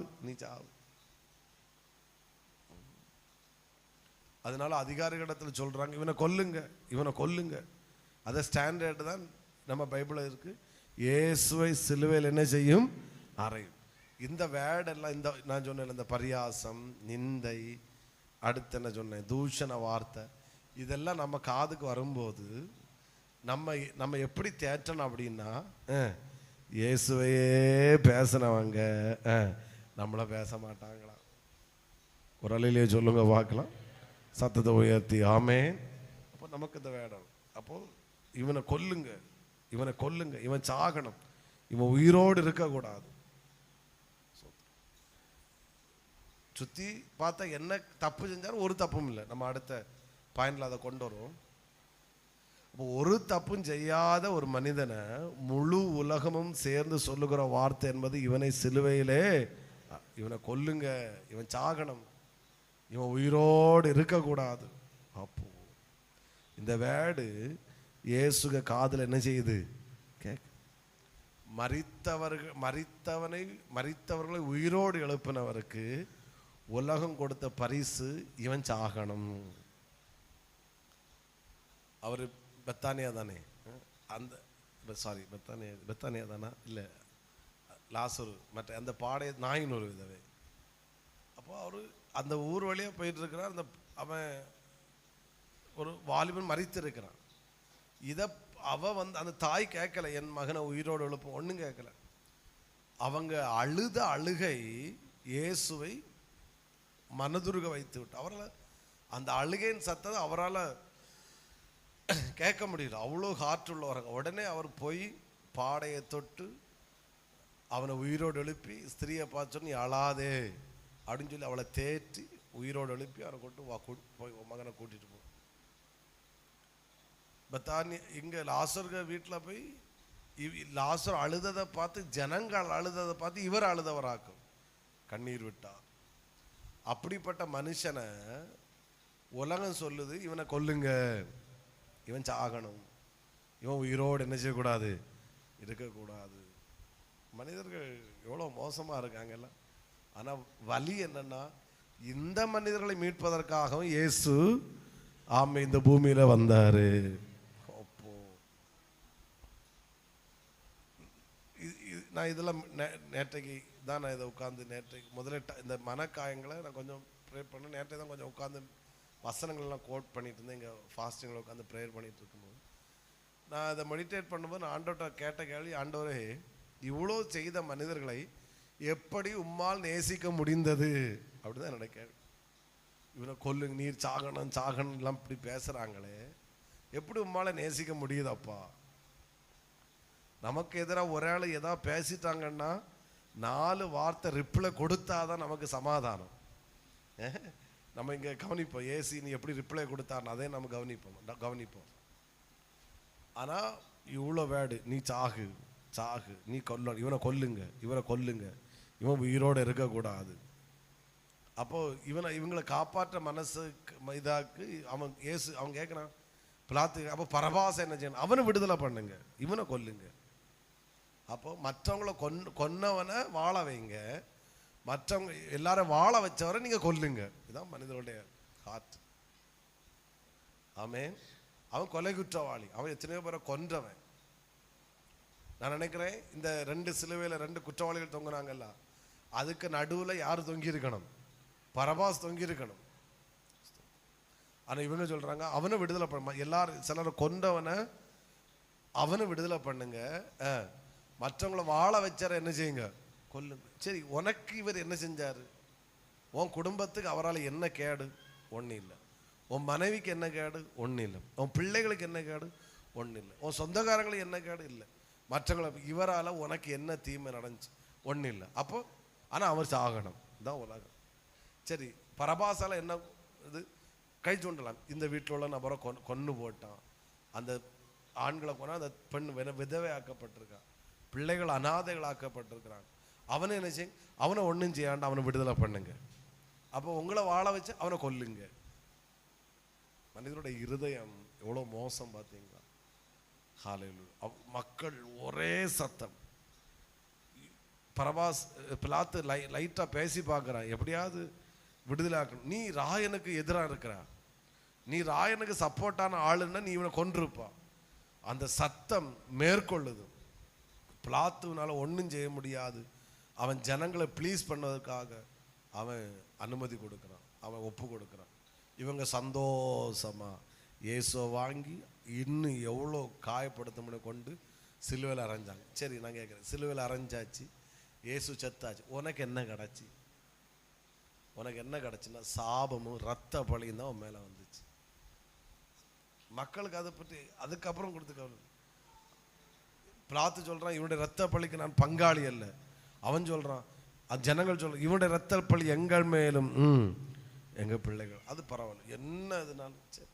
அவரால் உனக்கு என்ன தீமை உண்டாச்சு? ஒவ்வொருத்தரும் தனியாக விட்டு இவரால் உனக்கு என்ன நஷ்டம், உன் குடும்பத்துக்கு என்ன நஷ்டம் ஏற்பட்டு சொல்லுன்னு கேட்டால் ஒன்றும் கிடையாது. ஆனால் இவங்க சொல்கிற வேடு இவரை சாகணும், இவரை கொல்லுங்க. புரிகிறவங்க ஒரு அலையிலேயே சொல்லுங்க பார்க்கலாம். இன்னும் சத்தத்தை உயர்த்தி ஆமென். இனி நம்ம விஐபி மத்தேயு 26:74. அவன் ஒரு வேர்டு சொல்றான் பாருங்க. பேதுரு மத்தேயு 26:74. அப்பொழுது இயேசுவை பார்த்து இவன் சொல்றான், நம்ம ஆளுக்கு விஐபி, இயேசுவை நான் என்ன செய்ய எனக்கு தெரியாது. அப்போ அதோட விட்டா கூட குழப்பம் இல்லை. சொல்லி சாபிக்கவும் சத்தியம் பண்ணவும் தொடங்கினான்னு உடனே சேவல் என்ன செஞ்சிட்டு கூவிட்டு ஆமென். Praise the Lord. ஹல்லேலூயா. இயேசு பேதுருவை பார்க்குறேன். அவனோட விடுங்க, பரியாசம் பண்ணா, இகழ்ந்தான், கெட்டார்த்த பேசினா, இயேசுவை கொல்லுங்கன்னு சத்தம் போட்டானுங்க. ஓகே, அது இருக்கட்டு. நம்மால் என்ன செய்யறாரு? உமக்காக மரிப்பதற்கு உமோடு மரிப்பதற்கு ஆயத்தம் சொன்னவன் சொல்ற இயேசு எனக்கு தெரியவே செய்யாது. அது நீ அங்கே இருந்தா அதெல்லாம் வேற, எனக்கு முகத்தில் வேற எவனோ இருந்தான். உனக்கு பேர் பேதுரு தானே, அது வேற பேதுரு, இது வேற பேதுரு. எனக்கு பேரை அந்த பெண்கள் அது நம்புறதுக்காக இவன் சபிக்கிறான் இயேசுவை.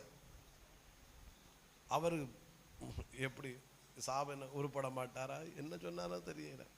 பரலாம் போனவரை கேட்கணும், நீ சாபம் போட்ட விடு, என்ன வார்த்தையை சொல்லி சாபம் போட்டா சொல்லுன்னு கேட்கணும். உருப்பட மாட்டான்னு சொன்னியா, நல்லா இருக்க மாட்டான். அடுத்த வசனம் அவன் மனங்கசந்தான். எப்படி சொல்ல பேதுருக்கு வந்துட்டுன்னு தெரியல. அவரை எனக்கு தெரியாது, அவரை அறியேன் அப்படின்னு சொன்னது மட்டும் இல்லை, சாபம் போட்டு சத்தியம். அந்த பொம்பளைக்க தலையில அடிச்சானா, அவனுக்கு தலையில அடிச்சானா, பக்கத்தில் இருக்க தலையில அடிச்சான்னு தெரியல, சத்தியமும் போட்டான். இயேசு இதெல்லாம் கேட்டுக்கிட்டே இருக்கிறார். கை கட்டப்பட்டிருக்கு, காலு கட்டப்பட்டிருக்கு, அட்டி விழுது, கன்னத்தில் அரைகிறாங்க, இதெல்லாம் சகிச்சுட்டே இருக்கு. இயேசுவே தெரியாதுன்னு சொன்னானுங்கண்ணா. நான் நினைச்சேன் இதை படிச்சு அன்னைக்கு கடல்ல முங்குனான் தெரியுமா, அப்பமே இயேசு கையை விட்டுருக்கணும். முங்கி போயிருப்பார்.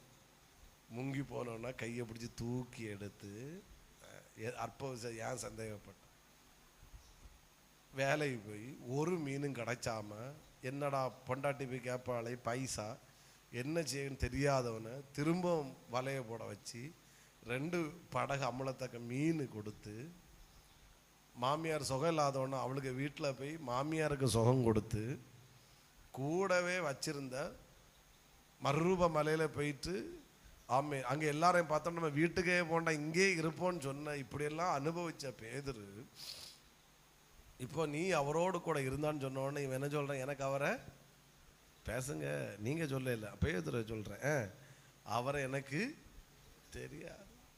அவ புரிஞ்சுக்கிடுங்க சோத்திரம், இந்த உலகமும் ஒரு நாள் நம்மை மறுதளிக்கும், அவளா அது என்ன தெரியாது. நமக்கு ஏன் காயம் வருது அப்படின்னா, நமக்கு இயேசுடைய இந்த பாடுகள் நமக்கு தெரியல. ஏன்னா நான் வேற பிலாத்தை குறித்து பேசணும் அப்படின்னு தான் இருந்துச்சு. அப்போ 2-4 பாயிண்ட் ரெவலேஷன் எடுத்து வச்சு பேசலாம், கைத்தட்டெல்லாம் வரணும்னு எனக்கு தெரியும். பட் என்னமோ இது என்ன ரொம்ப அசைச்சு, இதோ ஸ்டடி மாதிரி தான் போகுது. ஆனால் நமக்கு இது இந்த அறிவு நமக்கு உண்டாகணும். இயேசுவை சரீரப்பிரகாரமாக மட்டும் அல்ல உலகம் காயப்படுத்திச்சு, வார்த்தையினால் இந்த கஷ்ட நேரத்தில் என்ன செய்தார்கள், காயப்படுத்தி. இந்த இடத்துல பேதுரு, ஆமாப்பா நான் அவரோடு கூட தான் இருந்தேன், அவர் ஒன்றும் செய்யாதுங்க, அவர் விட்டுருங்க, அவர் நல்லவர், அவரால் நான் நன்மை பெற்றேன்னு மட்டும் இந்த இடத்துல பேதுரு ஒரு வார்த்தையை சொல்லியிருப்பான்னா, இயேசுக்கு உள்ள எந்த அளவுக்கு மகிழ்ந்திருக்கும். காது கேட்கல. ஆமே, புரிகிறவங்க சத்தமா ஆமேன்னு சொல்லுங்க பார்க்கலாம். ஓகே, அப்போ இவ்வளோ வார்த்தை வந்தப்போ இப்படியெல்லாம் வார்த்தை வருது. இனி இயேசுட ரிப்ளை எப்படி இருந்துச்சு அதையும் சொல்லிடுறேன். மற்ற 26ஆம் அதிகாரம் அதனுடைய 63வது வசனம். மற்ற 26:63. இயேசுவோ பேசாமல் இருந்தார். 62ஆம் வசனத்தில் பிரதான ஆசனம் கேட்குறேன் அவரை நோக்கி, இவர்கள் உனக்கு விரோதமாய் சாட்சி சொல்லுகிறதை குறித்து நீ ஒன்றும் சொல்லுகிறதில்லையா?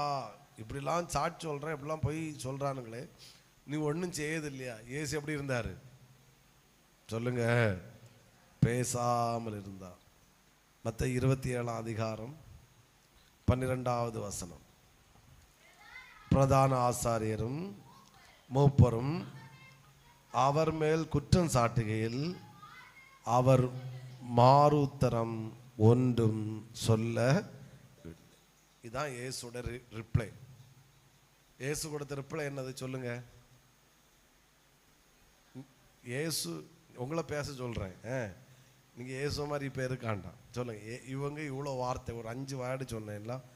பரியாசம் பண்ணார்கள், தூஷண வார்த்தை பேசினார்கள், இகழ்ந்தார்கள், சிலுவையில் அறையின் சத்தம் போட்டாங்க, பேதுரு இயேசு அறியேன்னு சொன்னா, சபித்தா. இவ்வளோ செஞ்ச பிறகும் இயேசு கொடுத்த ரிப்ளை என்ன? தேங்க்யூ. இயேசு பேச அமைதியான். அப்போ ஒன்று புரிஞ்சுக்கோங்க, நமக்கு எதிராய் வார்த்தைகள் வரும்போது உனக்கு நீ 5 சாபம் போட தெரியும்னா நான் 10 சாபம் போடுறேன்னு இயேசு சொல்லல. ஒரு அலையிலேயே சொல்லுங்க பார்க்கலாம். நீ தூஷண வார்த்தை போடுறான்னு எனக்கு அதோட பேச தெரியும்னு இயேசு சொல்லலை. நீங்க பரியாசம் பண்ணா இயேசு பரியாசம் பண்ணலை. ஒன்று தெரியும், நமக்கு தெரியும், இயேசு என்ன சொன்னாலும் அங்கே நடக்கும். நீ உருப்பட மாட்டான்னு ஒரு வார்த்தை சொன்னா போதும், எல்லா லைஃப். ஆனால் இவ்வளோ வேர்டு வந்த போதும் இயேசு எப்படி இருந்தார்? சத்தமா சொல்லுங்க, பேசாம அமைதியா இருந்தார். அப்ப எழுதி வச்சுக்கோங்க, எனக்கு விரோதமாய் வார்த்தைகள் வரும்போது நான் அமைதியாக இருக்க வேண்டும். கிண்டுவனும் வந்து நம்ம கூட இருந்தா அவ இப்படியெல்லாம் சொல்ற, நீ அமைதியா இருக்கிற, அப்படியா அப்படின்னு அந்த இதெல்லாம் கிண்டுவனும். இந்த உள்ளே இருக்க புட்டை இந்த குத்தி வெளியே தள்ளிய மாதிரி அப்படி வருவனும். அப்பவும் அமைதியா இருக்கு.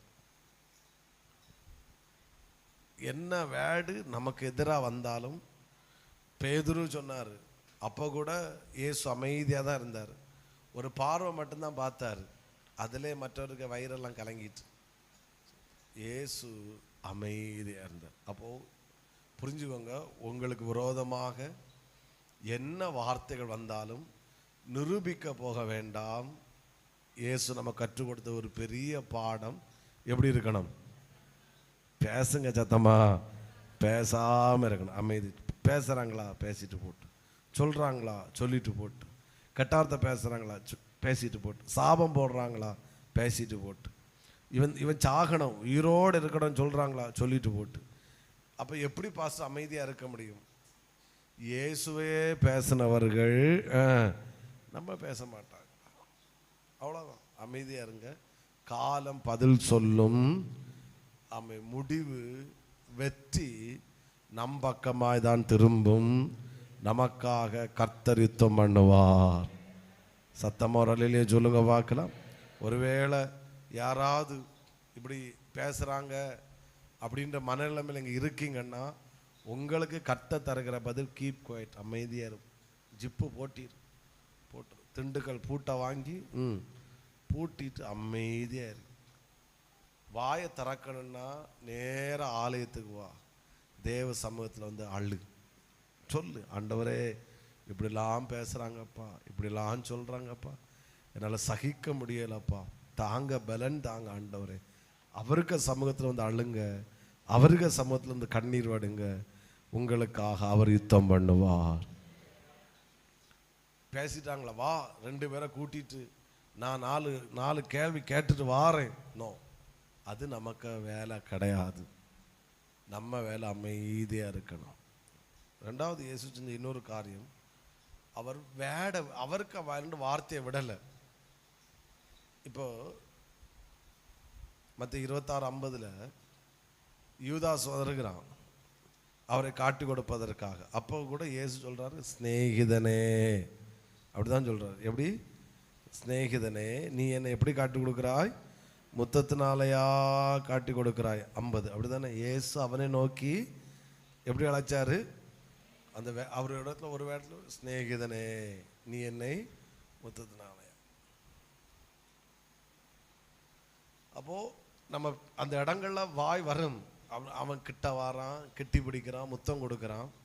காத்துல கூட சொல்லலாம், ஏசு நீ எல்லாம் உருப்படி இல்லை, ஒரு வேடு சொன்னாவும் முடிஞ்சிடும். ஆனால் ஏசு எப்படி சொல்கிறாரு? கூப்பிடுறாரு சிநேகிதனே. இந்த நேரத்தில் நீங்கள் கவனிக்க வேண்டிய ஒரு விஷயம், நான் என் வார்த்தை என்ன செய்யக்கூடாது? விடக்கூடாது. கேர்ஃபுல்லாக இருக்கு பேசுகிறேன். அதுக்கப்புறம் ஃபீல் பண்ணுறது கஷ்டம். அமைதியாக இருப்போம். ரெண்டாவது வேடை அப்படிங்களா பேசுகிறாங்களா, சரி பேசட்டும், அவங்க நல்லா தான் இருந்தான். போன பைபிள் ஸ்டடியில் ஒரு வேர்டு 3 பாயிண்ட் கவனித்தோம். இயேசு அவரை மேன்மையாக பேசுகிற அவருடைய கேரக்டரில் ஒன்று. ரெண்டாவது மற்றவர்கள் அவர் இடரலாக இருக்கலை, கேரக்டரில் ஒன்று. மூணாவது ஒன்று, அவர் யோவான் ஸ்நானனை குறித்து சொல்கிறாரு, ஸ்திரீகளில் பிறந்தவர்கள் யோவானை போல பெரியவன் ஒருவனும் இல்லை. அப்போது தன்னை மேன்மையாக இயேசு பேசலை, ஆனால் யோவான் ஸ்நானனை மேன்மையாக பேசுகிறார். அப்போ மற்றவங்கள இயேசு மேன்மையாக பேசுகிறார். அப்போது அவங்கள இப்படி செஞ்சாங்க, அவங்க ஏதோ செஞ்சுருப்பாங்க, புரியாமல் செஞ்சுருப்பாங்க, ஏதோ புரியாமல் சொல்லியிருப்பாங்க அப்படின்னு சொல்லிட்டு நமக்க வாயிலிருந்து வார்த்தை என்ன செஞ்சிடக்கூடாது? விட்டு வந்து கின்றாள் என்ன செய்யணும்? நம்ம என்ன சொல்கிறோன்னு கேட்டுட்டு அங்கே போய் டபுளாக போட்டு விடக்காங்க வந்திருக்கு. ஆனால் நம்ம வார்த்தையை விடாமல் இருக்கும்போது கர்த்தர் நமக்காக யுத்தம் பண்ணுவார். இயேசு ஒன்றும் சொல்லலை, ஆனால் என்ன சொல்ல, யூதாசுக்கு உள்ளம் ஃபீல் செய்தது. நம்ம இயேசுவை குற்றமில்லாத ரத்தத்தை காட்டி கொடுத்தேன். சத்தமாக ஒரு ஆமீன் சொல்லுங்க பார்க்கலாம். அப்போது முதல்ல இயேசுக்கு அந்த மனக்காய் விரோதமாக அவரோடு கூட இருந்தவர்களும் நன்மை அனுபவித்தவர்களும் விரோதமாக எழும்பினாங்க. ரெண்டாவது, வார்த்தையினால் இயேசு அதிகமாக என்ன செய்தார்கள்? காயப்படுத்தினார்கள். மூணாவது, இதை ஒன்றை மட்டும் சொல்லி முடிக்கிறேன். யோவான் 18ஆம் அதிகாரம் 29வது வசனம். யோவான் 18:29. ஆதலால் பிலாத்து அவர்களிடத்தில் வெளியே வந்து, இந்த மனுஷன் மேல் என்ன குற்றம் சாட்டுகிறீர்கள் என்றான். லூக்கா 23ஆம் அதிகாரம் அதனுடைய 2வது வசனம், கடைசி வார்த்தை மட்டும், கண்டோம் என்று சொல்லி அவர் மேல் குற்றம் சாட்ட தொடங்கினார்கள். குற்றம் சாட்ட தொடங்கினார்கள். மூணாவது, இயேசுவை காயப்படுத்தின இன்னொரு விஷயம், அவர் மேல் ஜனங்கள் என்ன சாட்டினாங்க? சத்தமாக சொல்லுங்க. குற்றம் சாட்டினார்கள். அதாவது வீண் பழியை அவர் மேல் சுமத்தினார்கள். அப்பாடா, என்ன வீண் பழி. இப்போ பிலாத்து என்ன சொல்றான் பாருங்க, அந்த வேடுக்குள்ள போற முன்னாடி பிலாத்து என்ன சொல்றான்?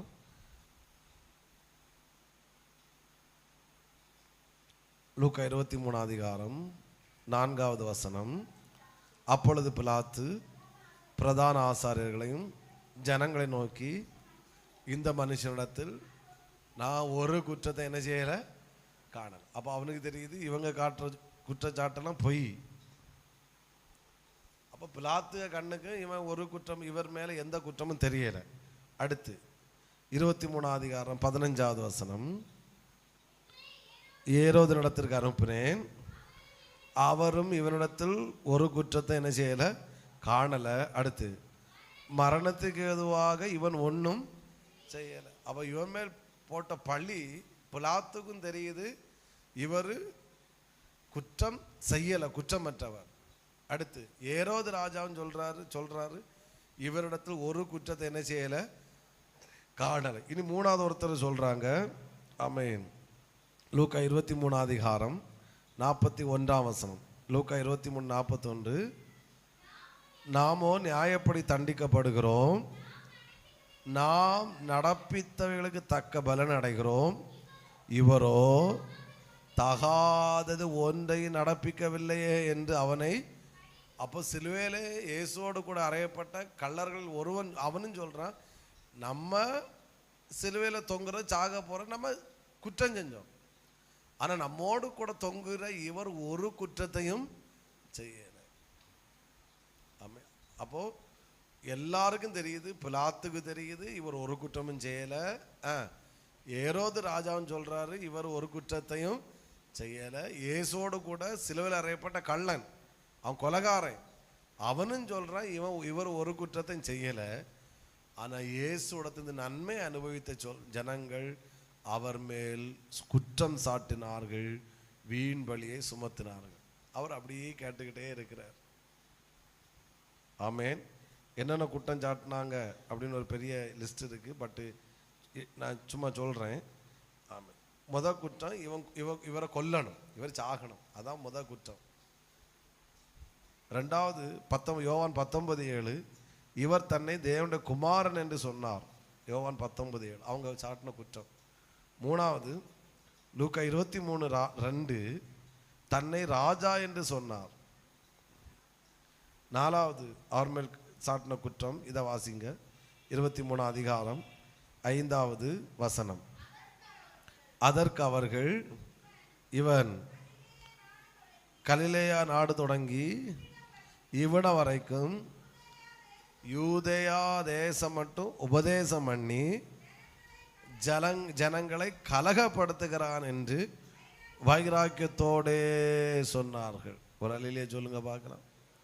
இவர் யாரையும் கலகப்படுத்த, இவர் ஒருவரை கலகப்படுத்தல, மாறாக கலக்கமடைந்த ஜனங்களை ஆறுதல் படுத்தினார். நான் இந்த வசதி மட்டும் ஏன் வாசி சொன்னேன்னா, நன்மை செஞ்சதுக்கு எதிராக குற்றம் சாட்டினாங்க. இயேசுவோ ஜனங்களை ஆறுதல் படுத்தினார். ஆனால் அவர் மேல் வைத்த குற்றச்சாட்டு ஜனங்களை என்ன செஞ்சான்? கலகப்படுத்துகிறார். யாரை கலகப்படுத்த? ஒருத்தரையும் கலகப்படுத்தல. அப்போ வீண் பள்ளிகள் இயேசுவின் மேல் அவர் அப்படியே கேட்கிறார். சரீர பிரகாரமான பாடுகளை கவனித்தோம். இதெல்லாம் அவர் அப்படியே சகித்து கொண்டு முழு ஜனங்களும் இயேசுவை மேல் வீண் பழி சுமத்தினார்கள், அவர் மேல் குற்றம் சாட்டினார்கள். ஒரு அலையிலேயே சொல்லுங்க பார்க்கலாம். ஒருவேளை செய்யாத குற்றத்தை செஞ்சோம் அப்படின்னு சொல்லி வீண் பழி சுமத்தப்பட்டால் தைரியமாக இருங்க. இயேசுவுக்கு செய்ததை தான் இந்த உலகம் உங்களுக்கு செஞ்சிருக்கு. அல்லையிலேயே வரமாட்டேங்குது. ஆமேன். ஆனால் உங்களுக்கு தெரியும், நீரோ மன்னோடைய நாட்களில் அத்தனை யூத ஜனங்களும் 60 லட்சம் நினைக்கிறேன் யூத ஜனங்கள் கொன்று குவிக்கப்பட்டார்கள். வீடுகள் தீக்கரையாக்கப்பட்டது. சாலமோன் கட்டின ஆலயம் இடிக்கப்பட்டது. அந்த சாபம் அவர்கள் மேலே வந்துச்சு. இயேசு மன்னிச்சார். இந்த விரோதமாய் செயல்பட்ட ஒருவரும் தப்ப முடியலை. அத்தனை பேரும் அதற்கான இதை அனுபவிச்சாங்க. தப்புனது பேதுரு மட்டும்தான். மனங்கசந்து அழுந்து பாதத்தை வந்து விழுந்து எப்படியோ வந்துட்டான். பிலாத்துக்கு சரித்திரம் சொல்லுது, இந்த இயேசுவை அவன் இது பண்ணனால குற்றம், அந்த கையெழுத்து போட்டு இது பண்ணனால அவனை மனைவி அவனை தள்ளிட்டு போயிட்டானு. நான் சொன்னேன்ல, அந்த நீதிமானுக்கு நீ ஒன்றும் செய்யக்கூடாதுன்னு, நீ செஞ்சதுனால உனக்கு நான் உன் கூட வாழ மாட்டேன்னு சொல்லி மனைவி அவனை விட்டு தள்ளிட்டு போயிட்டான். அவனுக்கு பதவி திரும்ப அவனை விட்டு போனது. அந்த சரித்திரம் எப்படி சொல்லுது, அவன் நம்ம லாங்குவேஜ் படித்தோன்னா மனநோயாளி, பைத்தியக்காரனாய் பிடித்து அலைஞ்சி அவன் பிளம்பிட்டே இருப்பான். இயேசுவை கொலை செய்வதற்கு நான் காரணமாக இருந்தேன். அப்படி பிளம்பி பைத்தியக்காரனாகவே வாழ்ந்து மரித்து போனான் அப்படின்னு பிலாத்துவை குறித்து சரித்திரம் சொல்லுது. அப்போது பிதாவானவர் அமைதியாக இருந்தார். ஆனால் செயல்பட்டவர்களால் தப்ப முடியவில்லை. நான் இதில் என்ன சொல்கிறேன்னா, நாம் இயேசுவை போல வீண்பலி சுமத்தப்பட்டாலும் பரவாயில்லை, மோசமான வார்த்தைகளை கேட்டாலும் பரவாயில்லை, இந்த லிஸ்ட்டில் இந்த ஜனங்கள்லாம் செஞ்சாங்களே, இந்த லிஸ்ட்டில் நானும் இதில் இருக்க நீங்கள் ஒருத்தரும் இதில் ஆளாகி விடவே கூடாது. ஆமேன். வரமாட்டேங்குது. உங்கள் மேலே வீண்பலி சுமத்துறாங்களா, சகிச்சுட்டு போங்க. இயேசுவே சுமத்துனாங்க. உங்களுக்கு விரோதமாக வார்த்தைகளை பேசுனாங்களா, சகிச்சுட்டு போங்க. இயேசுவே பேசுனாங்க. அமைதியாக இருங்க. நான் சொல்கிறேன், வீட்டில் பேசினா கூட சில நேரம் புருஷன் புரியாமல் பேசுவார், மனைவி புரியாமல் பேசுவாங்க. அப்பமும் நின்று அப்படி துணியை மடக்கி வச்சுக்கிட்டு ஹூன்னு பத்திரகாளி மாதிரி ஆடாதுங்க. அமைதியாக இருங்க. நியாயம் பதில் சொல்லும். கர்த்தர் கூட இருக்கிறாரு. அவர்கள் ஒரு நாள் அதை புரிந்து கொள்வார்கள், அன்றைக்கு வெட்கப்படுவார்கள். ஒத்துக்கொள்றவங்க சத்தமே ஆமேன். சத்தத்தை உயர்த்தி ஹல்லேலூயா. இயேசுக பாடல அவர் சந்தோஷப்பட்ட சில காரியங்கள். ஒன்று, இவ்வளோ செஞ்சார்ல. ஆனால் சந்தோஷப்பட்ட ஒரு காரியம் என்ன தெரியுமா? தேவனுடைய பிதாவினுடைய எதிர்பார்ப்பு நிறைவேறினது. அதான் சக்சஸ். ஒரு அலையிலே சொல்லுங்க பார்க்கலாம். பிதாவினுடைய அவர் எதற்காக இந்த உலகத்தை அனுப்பினாரோ அவருடைய எதிர்பார்ப்பு அத்தனை நிறைவேறிச்சு. உலகம் இவர் கஷ்டப்பட்டாருன்ற நான் நிறைய ஒரு வழக்கமாக பேசினேன். ஆனால் சந்தோஷம் என்னென்னா, பிதா எதற்காக இந்த பூமியில் அனுப்பினாரோ அதில் ஒன்று கூட குறைவில்லாமல் முழுவதுமாய் நிறைவேறினது. இயேசுவின் மரணம் பிதாவை துக்கப்படுத்தலை, இயேசுவின் மரணம் பிதாவை சந்தோஷப்படுத்தினது. ரெண்டாவது, இயேசு இவ்வளோ பாடுகளை சகித்தாலும் அவர் சந்தோஷப்படுற ஒரு பெரிய, நீங்கள் யோவான் இல்லை இந்த கடைசியிலலாம் பார்த்தீங்கன்னா அது ஒரு பெரிய பிரசங்கம். ஒரு 8 வசனங்கள் வரும். வாக்குத்தத்தம் நிறைவேறிற்று, வாக்குத்தத்தம் நிறைவேறிற்று. ஆமென் சொல்லுங்க பார்க்கலாம். யோவான் 18:9 மட்டும் வாசிங்க, ஒரு வேர்டு மட்டும்.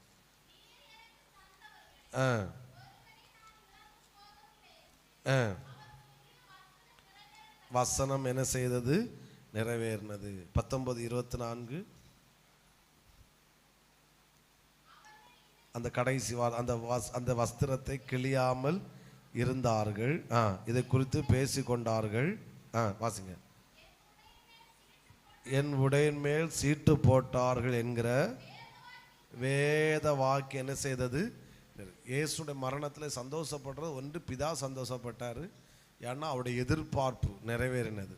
ரெண்டாவது சந்தோஷப்பட இன்னொரு காரியம், அவரை கொடுத்த ஒவ்வொரு தீர்க்க தரிசனங்களும் அவர் மறிக்கும் போதும், அது பிடிக்கப்படும் போதும், அடிக்கப்படும் மறிக்க போதும் ஒவ்வொரு தீர்க்க தரிசனங்கள் நிறைவேறி கொண்டே இருந்தது.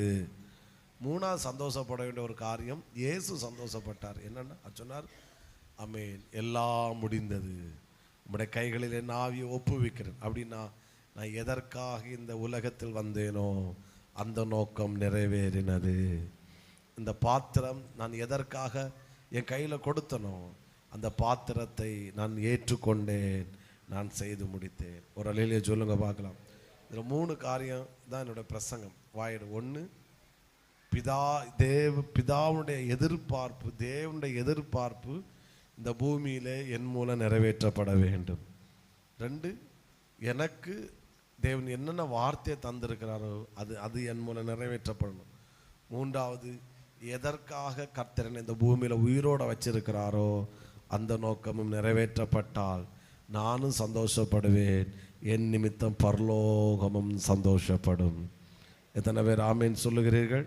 அதை பவுல் சொன்னார், நல்ல போராட்டத்தை ஓட்டத்தை. ஏன்னா அவருக்கு என்ன நோக்கம், அவர் கொடுக்க பூமியில் வந்து பிறந்தாரோ வாழ்ந்தாரோ அந்த நோக்கம் அவர் மூலம் நிறைவேறினது. எனவே இயேசு சரீர பிரகாரம் பாடுகளை சகித்தார், ஆத்துமாவிலும் பாடுகளை சகித்தார். ஆனால் முடிவு வெற்றியாய் முடிந்தது.